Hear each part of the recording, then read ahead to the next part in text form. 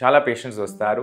ముందు మా స్పర్మ్ టెస్ట్లో మంచి స్పర్మ్ కౌంట్స్ ఉండే, సడన్గా నెక్స్ట్ విజిట్లో స్పర్మ్ టెస్ట్ చేసినప్పుడు స్పర్మ్ కౌంట్ టోటలీ 0 అని వచ్చింది. So sudden drop in sperm కౌంట్కి ఎలాంటి కారణాలు ఉంటాయి? దీని ఆన్సర్ ఈరోజు I will be explaining. Hello viewers, ఈరోజు ఒక కామన్లీ ఆస్డ్ క్వశ్చన్ గురించి డిస్కషన్ చేద్దాం. సో చాలా పేషెంట్స్ వస్తారు. ముందు మా స్పర్మ్ టెస్ట్లో మంచి స్పర్మ్ కౌంట్స్ ఉండే, సడన్గా నెక్స్ట్ విజిట్లో స్పర్మ్ టెస్ట్ చేసినప్పుడు స్పర్మ్ కౌంట్ టోటలీ 0 అని వచ్చింది. దీనికి ఏం కారణం ఉండొచ్చు? అసలు రిపోర్ట్ కరెక్టా లేదా ఏదైనా ప్రాబ్లం జరిగింది ఉంటుంది? షార్ట్ డ్యూరేషన్లో సడన్గా ఎట్లా అసలు స్పర్మ్ కౌంట్ పడిపోవచ్చు అని డౌట్ అడుగుతారు. So sudden drop in sperm కౌంట్కి ఎలాంటి కారణాలు ఉంటాయి? దీని ఆన్సర్ ఈరోజు I will be explaining. So first common reason ఏముండొచ్చు అంటే ఇన్ఫెక్షన్ ఆఫ్ డక్ట్స్ అంటే డెలికేట్ స్ట్రక్చర్స్ ఉంటాయి. సో నార్మలీ స్పర్మ్ ప్రొడక్షన్ అనేది టెస్టికల్లో జరుగుతుంది. 2 sides ఉంటాయి, టెస్టిస్ లెఫ్ట్ అండ్ రైట్. ఈ టెస్టిస్లో sperm production under the influence of hormones జరుగుతుంది. హార్మోన్స్ మన బ్రెయిన్ నుంచి ఒక ఏరియా ఉంటుంది, pituitary gland. FSH and LH అనేది హార్మోన్ సిగ్నల్స్ మన బ్లడ్లో రిలీజ్ అవుతాయి. అండ్ ఈ signals are important for sperm production. కానీ టెస్టిస్లోనే ఏదైనా డ్యామేజ్ అవుతే, ఏదైనా ఇన్ఫెక్షన్ అవుతే, హార్మోన్ లెవెల్స్ నార్మల్ ఉన్నా స్పర్మ్ ప్రొడక్షన్ తక్కువ అవ్వచ్చు ఆర్ మొత్తానికే స్టక్ అవ్వచ్చు, అంటే బ్లాక్ అవ్వచ్చు. So these infections can also cause scarring.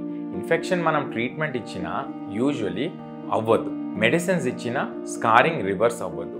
So next ఒక important cause of sudden drop in sperm count వచ్చేసి ఏదైనా drug use, smoking or alcohol.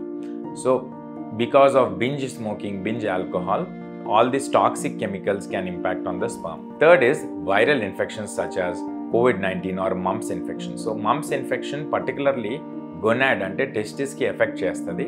దానివల్ల టెస్టిస్ లో కొన్ని చేంజెస్ జరుగుతాయి అన్నమాట, డ్యామేజ్ జరుగుతుంది.